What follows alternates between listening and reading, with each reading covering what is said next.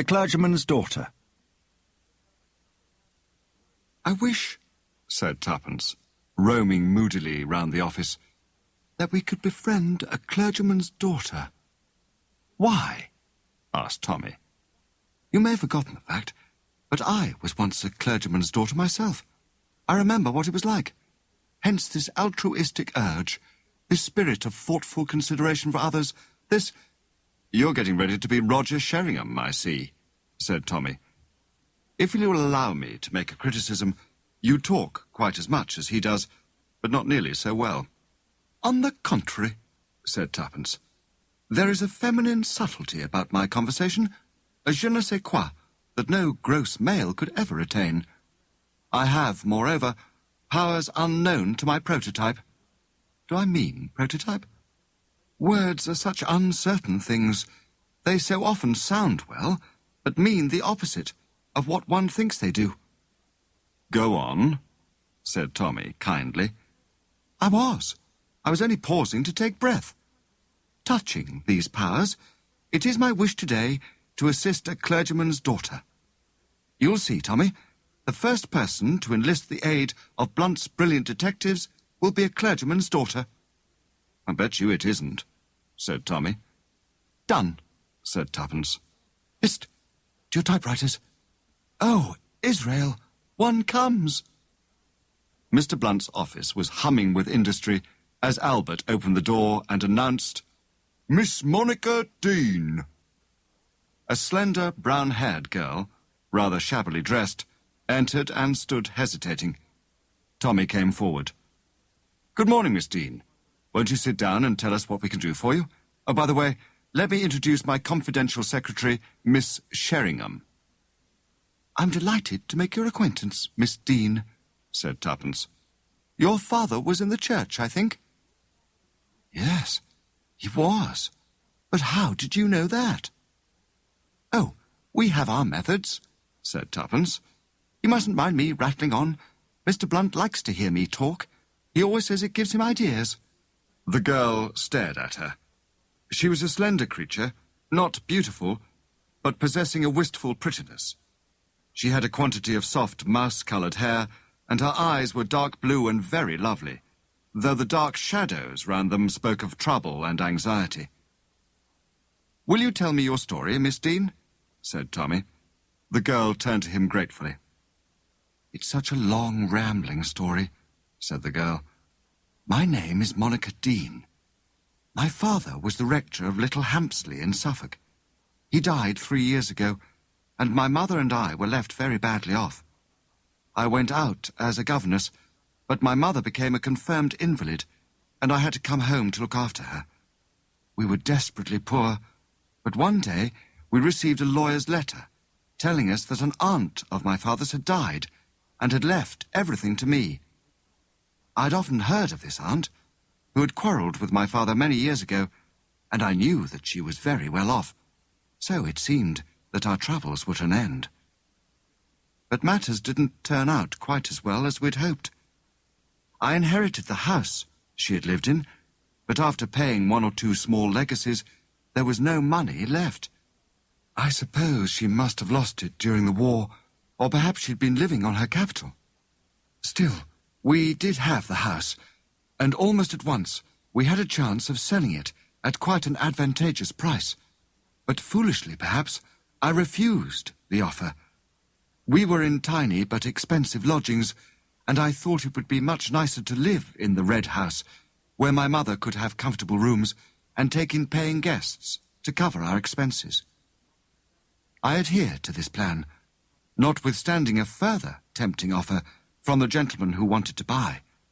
We moved in, and I advertised for paying guests. For a time, all went well. We had several answers to our advertisement. My aunt's old servant remained with us, and she and I between us did the work of the house. And then these unaccountable things began to happen. What things?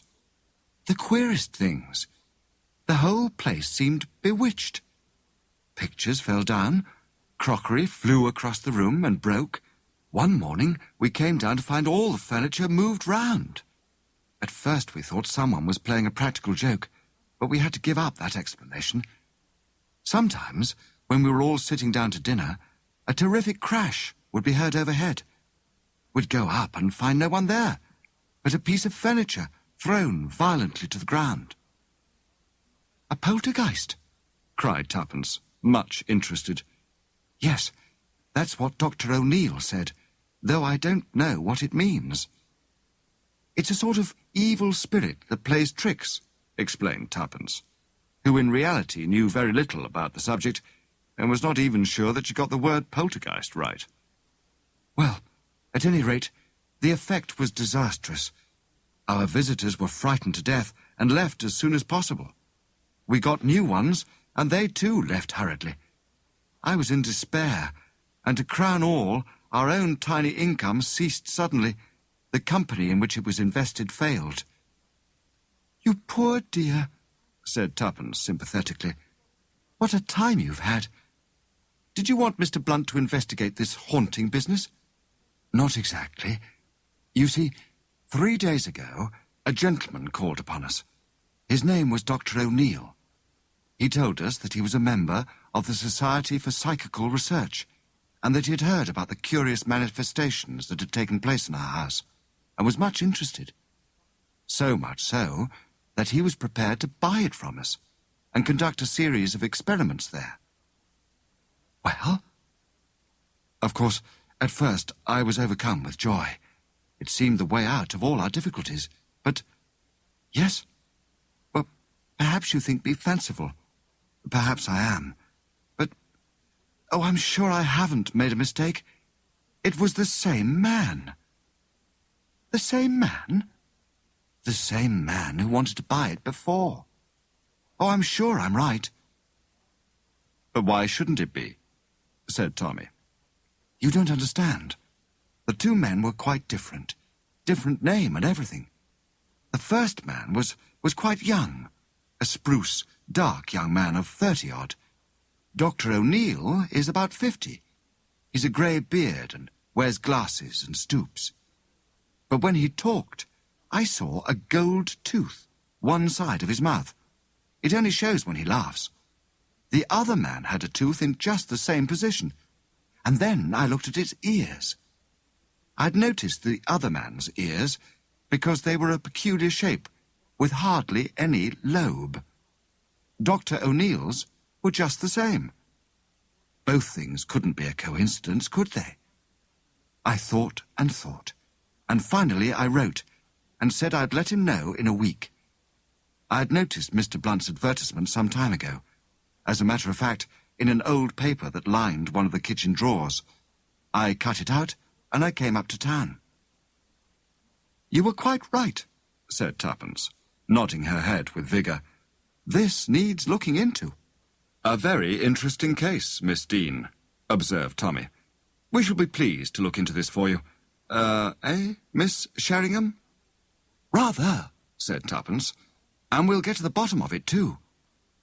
"I understand, Miss Dean," went on Tommy, "that the household consists of you and your mother and a servant. Can you give me any particulars about the servant?" "Her name is Crockett. She was with my aunt about 8 or 10 years. She's an elderly woman, not very pleasant in manner, but a good servant. She's inclined to give herself airs, because her sister married out of her station. Crockett has a nephew, whom she is always telling us is quite the gentleman." Said Tommy, rather at a loss how to proceed. Tuppence had been eyeing Monica keenly. Now she spoke with sudden decision. "I think the best plan would be for Miss Dean to come out and lunch with me. It's just 1 o'clock. I can get full details from her." "Certainly, Miss Sheringham," said Tommy. "An excellent plan." When they were comfortably ensconced at a little table in a neighbouring restaurant, Tuppence said, "Look here.